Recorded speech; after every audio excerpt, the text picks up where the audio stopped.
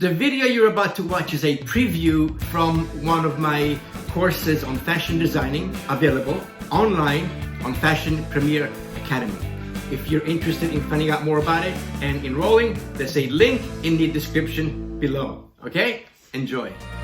Okay, in this lesson, we're going to talk about asymmetrical designs. What is that? Have you noticed that most of the time, in fact, almost always, when I'm draping something on the form, I'm working on half of the form. Why is that? Well, again, most of the time, a design is symmetrical, which means that the left side and the right side are the same, okay? Whether it's on the fold or cut to, right? It's still, they're the same. Like this shirt I'm wearing, for example, there's two pieces, but they're the same, basically. But what if that's not the case? Asymmetrical designs means that the left side is not the same as the right side. Let's take a look. This is a symmetrical design. But what if you wanted to do a one-shoulder dress? Let's say you wanted to do something like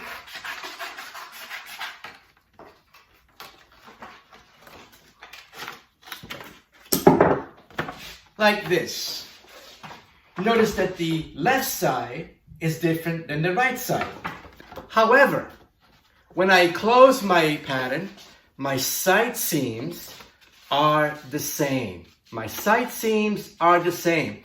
So when you're drafting something and you're balancing a pattern, in this case, only the top section is asymmetrical. The rest remains the same. For example, let's say that you wanted to do a one-shoulder design, something like this.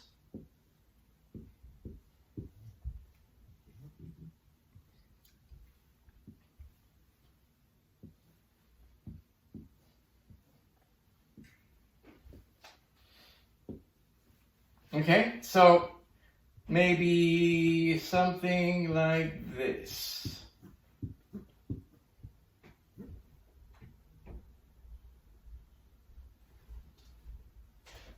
Notice that the left side is different than the right side.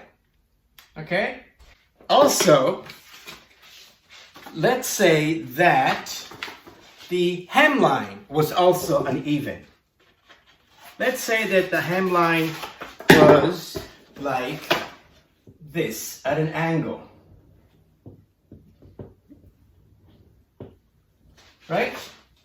So what that means is that the top portion and the hemline is not even. It's asymmetrical. But again, when you fold the pattern, the side seams remain the same. They have to be the same. So keep that in mind whenever you're making anything that's asymmetrical. Okay, usually the side seams remain the same. All right, I'm going to drape something right now, and we'll see how it works out. Before I get started, there's 3 things that you must always remember.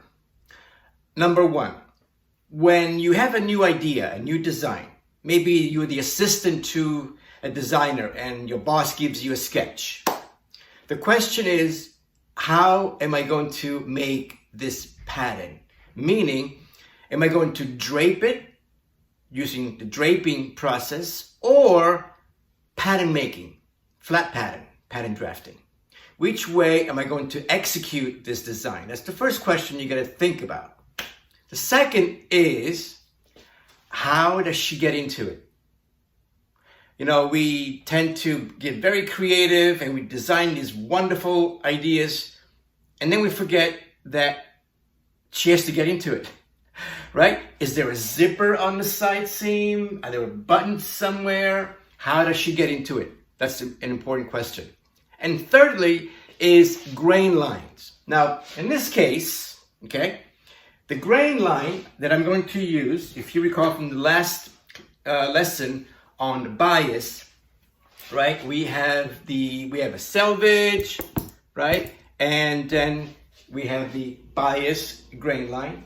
So if I'm going to drape this on straight grain, this becomes bias. And as you know, bias gives. So what you might end up doing is that you're going to end up with this neckline going all wavy, if you're familiar with bias. So what I'm going to do in this case is to put the straight grain, the selvage, here. This is the selvage. This is a straight grain right here. So which means that now this is the bias. So I'm draping this dress on the bias. Let's get started. Okay, I'm going to start by pinning my muslin on the shoulder. Put a couple of pins on the shoulder. I'm going to come across the bust here to the side seam. And I'm going to place a couple of pins in the center front just to keep it straight. If I want this to be somewhat slim, I'm going to create my side seam. And I'm going to start getting rid of any excess muslin that I don't need. And if I want this to be fitted here, chances are I'm going to have a little dart right in here. So I'm just going to pinch that for now. And eventually this will become a dart. And I'm going to start pinning my side seam.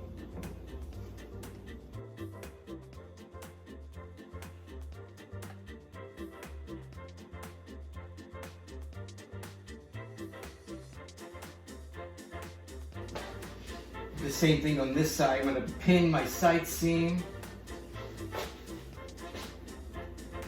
Get rid of all this extra muslin that's only going to get in the way.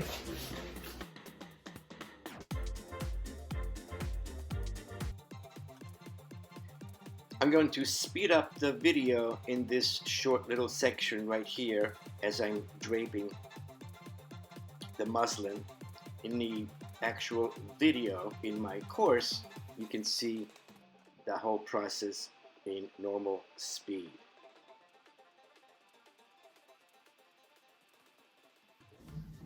And mark your center front because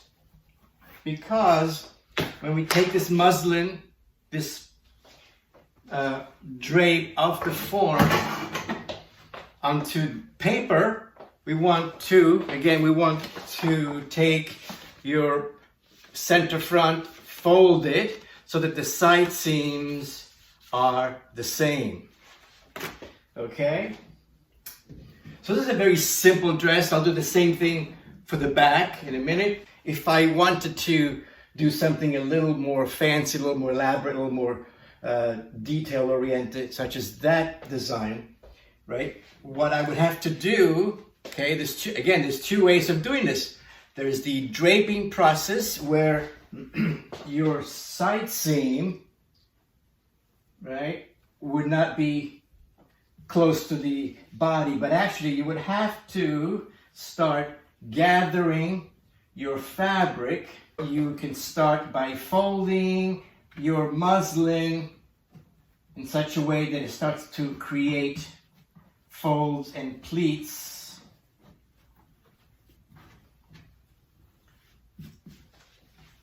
Until you get the desired design, right? So that's one way to do it. The other way to do it is once you have a pattern and you wanted to add a pleat, what is that? That's adding fullness. That's one of the principles of pattern making, adding fullness. How do we do that? Slash and spread, slash and spread. So from the side seam, right, you would slash, slash, slash, and spread the pattern to add your pleats. One more thing about asymmetrical designs. On the pattern, right, you must write RSU, which stands for right side up. What that means is that I'm laying this pattern on the fabric with the face of the fabric up, right side up, right? Because if you don't, if you cut it this way, then the shoulder seam will end up being on this side instead of this side. So you must always write RSU on every asymmetrical designs, right side up. Got it?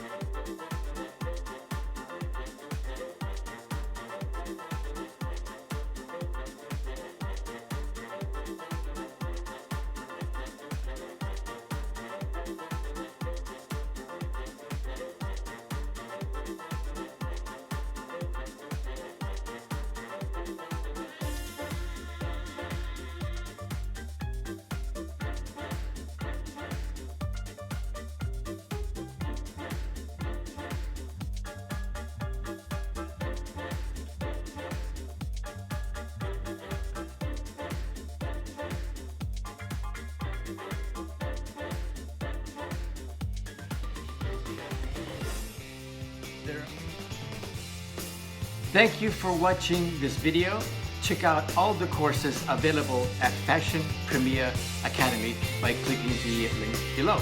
And be sure to hit the subscribe button and the bell next to it so that you will be notified when I post new videos, which is every week. I'll see you in class.